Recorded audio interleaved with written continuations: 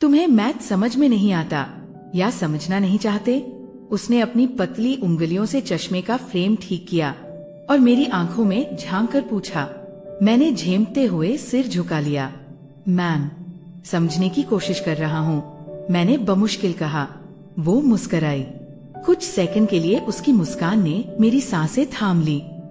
उसकी मुस्कान में कुछ था, न सख्ती न नरमी, बस एक रहस्यमयी अपनापन।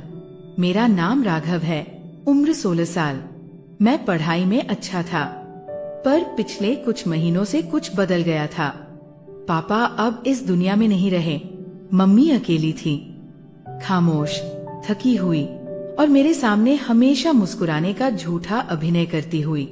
स्कूल के बाद घर में सन्नाटा रहता था, पर अब वो सन्नाटा हर शाम 6 से 7 के बीच टूटता था, जब मेघना मैम आती थी।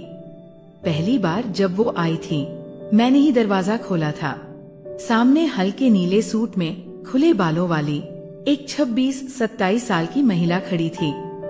उनकी आंखों में अजीब सी गहराई थी और होठों पर हल्का गुलाबी ग्लॉस। तुम ही राघव हो? जी, ठीक है, आज से हम मैथ शुरू करेंगे। उनकी आवाज में एक कशिश थी, ना जोर ना नरमी, बस एक स्थिर लय जो सीधे दिल में उतर गई।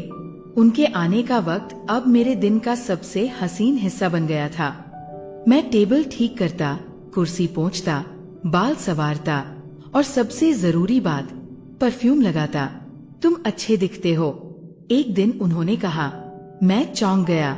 जी, कहने का मतलब है पढ़ाई में अच्छे दिखो, टॉप करो। उनका चेहरा थोड़ा लाल हो गया था, शायद मेरा भी। एक शाम जब बारिश हो रही थी, वो थोड़ी भीगी हुई आई। सूट का पल्लू कंधे से फिसला हुआ था, बाल गीले होकर पीठ से चिपक गए थे, बारिश में फंस गई थी। छाता होता तो लाता मैंने खुद को कहते सुना। उन्होंने मुझे एक सेकंड देखा, फिर मुस्कुराई। तुम बड़े हो रहे हो राघव। मैं हर शाम उनके सामने बैठता, नोटबुक में कुछ लिखता, लेकिन मेरा ध्यान हर शब्द से ज्यादा उनके चेहरे, उंगलियों और सांसों की लय पर रहता था। वो कभी कभी मेरी गर्दन पकड़कर सिर सीधा करती, पढ़ाई पर ध्यान दो, मगर उन्हें नहीं पता था मेरा ध्यान तो वही था जहां वो बैठती थी। लेकिन मैं बस एक लड़का था, अकेला लड़का। मेरी उम्र उनकी हंसी को समझने की नहीं थी, पर मेरा दिल वो सब महसूस करता था। उनका स्पर्श, उनका झुकना, उनकी आंखों की नमी। कभी कभी लगता था वो भी कुछ छिपा रही है। एक रात पढ़ाते समय उन्होंने अचानक किताब बंद कर दी और कहा, आज बस, मेरा मन नहीं है। मैंने पूछा, क्या हुआ मैम? उन्होंने लंबी सांस ली और चुप हो गई। अगले दिन उन्होंने मेरी कॉपी खोली, पर उनकी उंगलियां पन्ने पलटने के बजाय थमी रहीं। राघव। जी मैम। तुम कभी किसी से कुछ कहना चाहते हो पर कह नहीं पाए हो?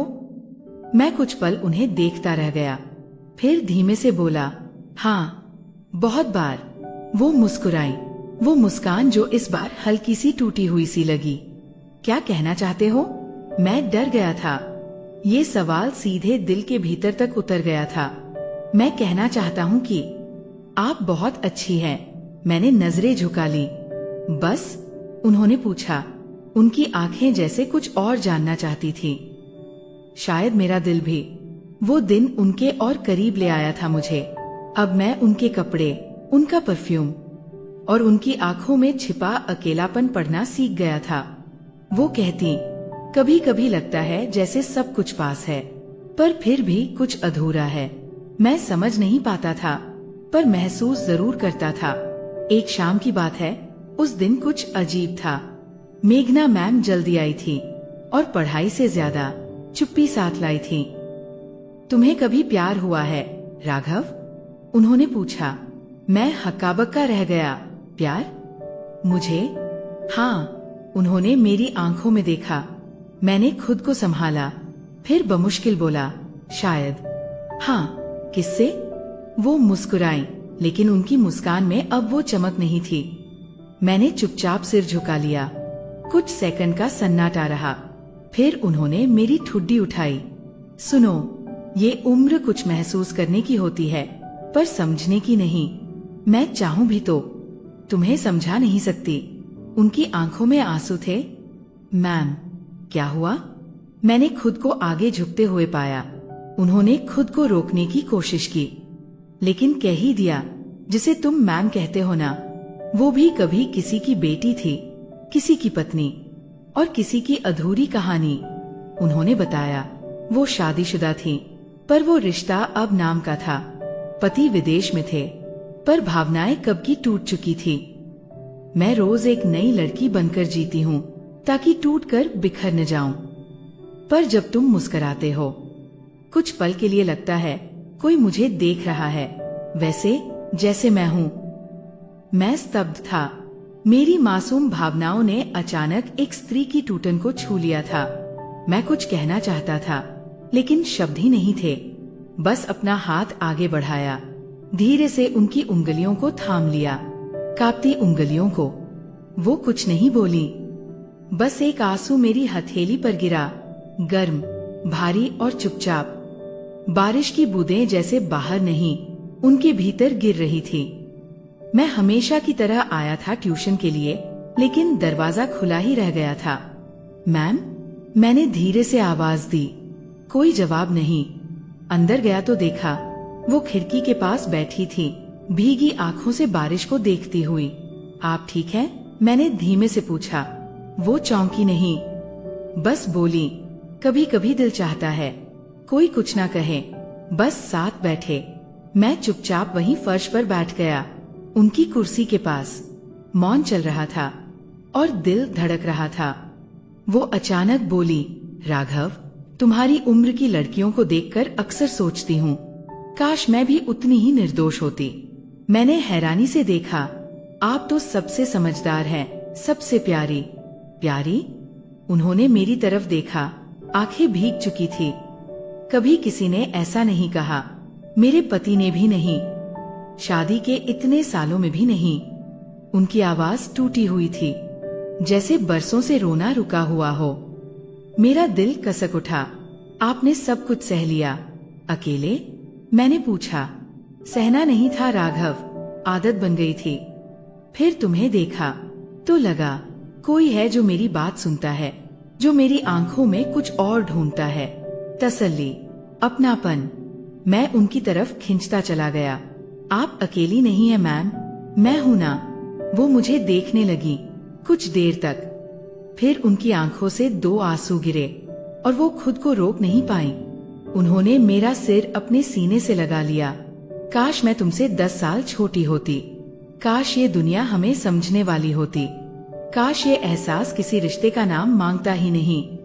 मैं उनके सीने से लगा रहा, उनकी धड़कनों को सुनता रहा। वो न रोई, न हंसी, बस चुप रही, जैसे खुद से पहली बार बात कर रही हों। रात बीत गई। जब मैं जाने लगा, उन्होंने मेरा हाथ थाम लिया। राघव, कल आओगे ना? मैंने बिना कुछ कहे सिर हिला दिया, और पहली बार मुझे एहसास हुआ मैं उनके लिए सिर्फ एक छात्र नहीं, एक साया बन चुका था। उस रात के बाद हर चीज बदल गई थी।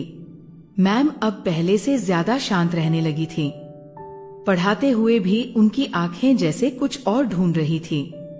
और मैं हर दिन वही एक सवाल अपने अंदर दोहराता, क्या मैं उनके लिए सिर्फ एक सुकून हूँ या कुछ और? एक दोपहर वो मेरे बालों में हाथ फेर रही थी, बहुत देर तक, बिना बोले।